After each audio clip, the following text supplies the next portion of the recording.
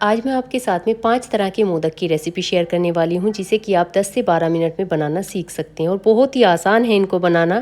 क्योंकि गणेश चतुर्थी आ रही है तो आप एक बार इनको ज़रूर ट्राई करके देखें। चलिए शुरू करते हैं। पहला तरीका इसे बनाने का है। एक कढ़ाई मैंने गैस पर रखी है और यहाँ पर मैंने 1 कप सूजी को इस तरह से छान कर ले लिया है। इसके साथ मैं अभी कुछ भी ऐड नहीं कर रही हूँ। गैस को मैंने ऑन कर लिया और मीडियम फ्लेम पर मैं इसको लगातार चलाते हुए तब तक भून लूँगी जब तक कि सूजी हमारी हल्की सी रोस्ट ना हो जाए। इससे क्या होता है कि आपको इसके अंदर बहुत ज़्यादा घी मलाई जो भी आप डालते हैं तो ज़्यादा डालने की ज़रूरत नहीं पड़ती। कम से कम 5 मिनट मैंने इसको भून लिया है। उसके बाद में मैं इसके अंदर दूध की मलाई ऐड कर रही हूँ। तो यहाँ पर मैं ये मलाई थोड़ा थोड़ा करके इसके अंदर डालती जाऊँगी और इसको अच्छी तरह से मिक्स करती जाऊँगी। अगर आप इस तरह से मलाई के साथ में इसको भून कर लेते हैं तो ना तो आपको इसके अंदर घी डालने की ज़रूरत पड़ेगी, ना ही आपको खोए की ज़रूरत पड़ेगी। इसी तरह से आप मीडियम फ्लेम पर इसको लगातार चलाते हुए भूनते रहिएगा। तो आप देख सकते हैं कि जो पहले मैंने मलाई इसके अंदर डाली है वो अच्छी तरह से मिक्स हो गई है और ये मिक्सचर जो वो थोड़ा बिखरा बिखरा सा हो गया है। अब मैं बाकी की मलाई भी इसके अंदर डाल दे रही हूँ। टोटल मैंने इसके लिए यहाँ पर आधा कप दूध की मलाई इस्तेमाल की है। जैसे ही आपकी सूजी भूनकर तैयार होगी तो वो अच्छी तरह से फूल जाएगी, साथ ही हल्की सी सॉफ्ट भी हो जाएगी। तो यहाँ पर आप देख सकते हैं सूजी जो है वो अच्छे से फूल गई है, साथ ही इसका हल्का सा कलर भी चेंज हो गया है। अच्छी खुशबू भी आ रही है यहाँ पर सूजी से। तो सूजी को मैं अलग एक बर्तन पर निकाल ले रही हूँ। आप चाहें तो इसी कढ़ाई को अलग साइड में रख दीजिए, दूसरा बर्तन यहाँ पर गैस पर रख सकते हैं। अब सेम कढ़ाई के अंदर मैं यहाँ पर ये दूध डाल रही हूँ। 1 कप मैंने यहाँ पर ये फुल क्रीम दूध लिया है। जो भी दूध आपके पास आता है वही आप इस्तेमाल कर सकते हैं। अब सबसे पहले दूध के अंदर अच्छी तरह से उबाल आने देंगे, क्योंकि कई बार क्या होता है कि दूध हमारे पास पहले से रखा होता है, तो अगर उबाल आने से पहले हम इसके अंदर चीनी डाल देते हैं तो दूध फट जाता है। तो मेरे पास ये जो दूध रखा हुआ था वो कल का रखा हुआ था, वो मैंने इस्तेमाल किया है। पहले दूध के अंदर उबाल आ गया है, फिर मैंने आधा कप इसके अंदर चीनी डाल दी है और थोड़ा सा मैंने इसके अंदर इलायची का पाउडर डाल दिया है। आपके पास इलायची पाउडर नहीं है तो 2 से 3 हरी इलायची लीजिए, उसके बीज को कूट कर आप इसके अंदर डाल सकते हैं। दूध में अच्छे से उबाल आने दीजिए। उसके बाद में आपको गैस को थोड़ा सा धीमा करना है। धीमी गैस पर आप इसके अंदर ये सूजी का मिक्स डाल दीजिए। गैस को हाई नहीं रखना है, नहीं तो इसके अंदर मोटी मोटी गांठें बन जाएंगी। लो फ्लेम पर आपको यहाँ पर सूजी डालकर अच्छी तरह से मिक्स कर लेनी है। उसके बाद में आपको जितनी भी इसके अंदर कसर लगती है तो आप गैस की फ्लेम को मीडियम पर या फिर मीडियम लो पर करके इसको लगातार चलाते हुए तब तक पकाइए जब तक ये इस तरह से इकट्ठा होना स्टार्ट ना हो जाए। जैसे ही इस तरह से इकट्ठा होने लगे तो आप गैस से उतार कर इसको ठंडा कर लीजिए। सूजी को यहाँ पर आपको इतना ठंडा कर लेना है कि आप आसानी से इसको हाथ से टच कर पाएँ। तो यहाँ पर आप देख सकते हैं कि मैं हाथ से इसको आराम से छू पा रही हूँ। तो इस तरह से मसल कर मैं इसको थोड़ा सा सॉफ्ट कर लूँगी। इससे क्या होगा कि इसका जो टेक्स्चर है वो बिल्कुल मावे वाला आ जाएगा। अब इस तरह से आपके पास कोई मोदक मोल्ड है तो आप उसका इस्तेमाल कर सकते हैं, नहीं तो हाथ से भी आप इसको मोदक की शेप दे सकते हैं।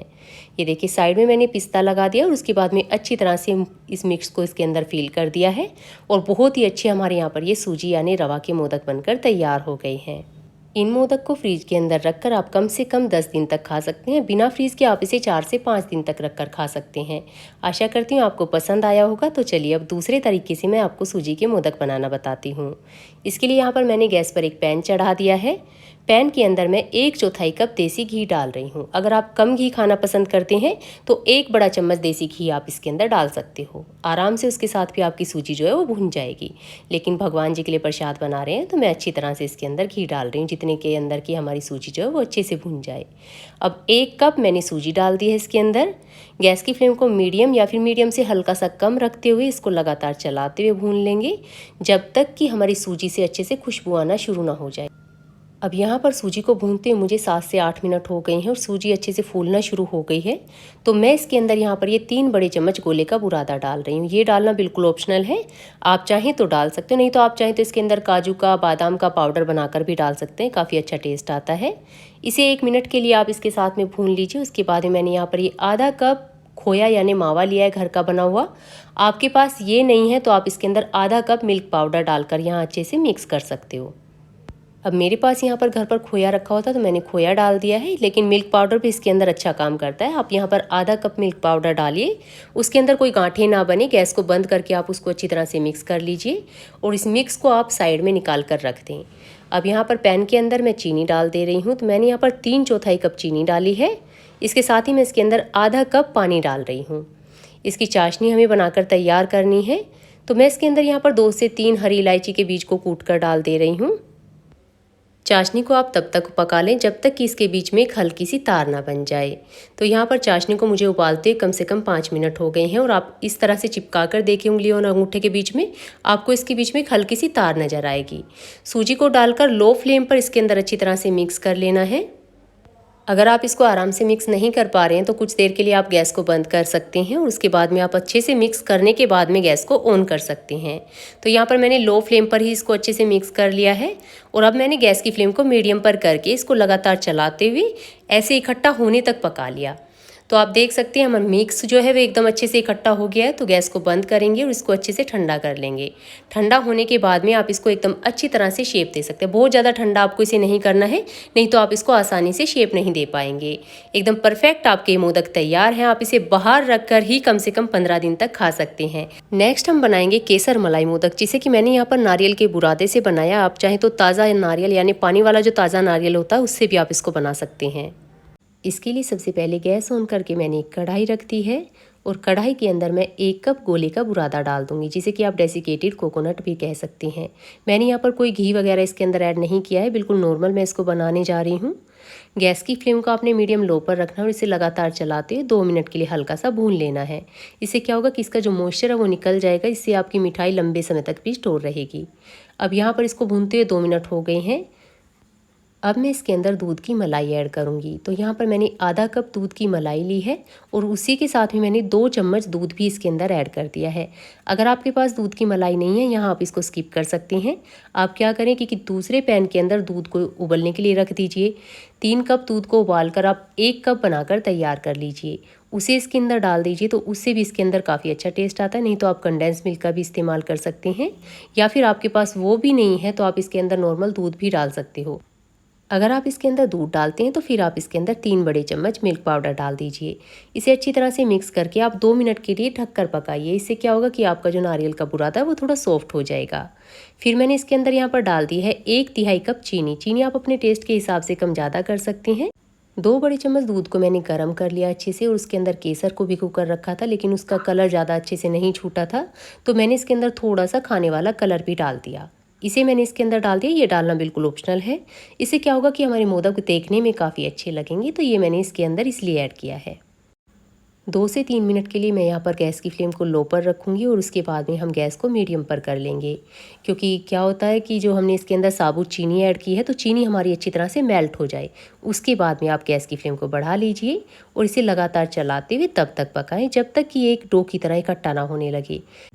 अगर आपने इसके अंदर मलाई की जगह पर दूध ऐड किया है तो इस स्टेज पर आ जाने के बाद में आप इसके अंदर 1 चम्मच देसी घी डाल दीजिए।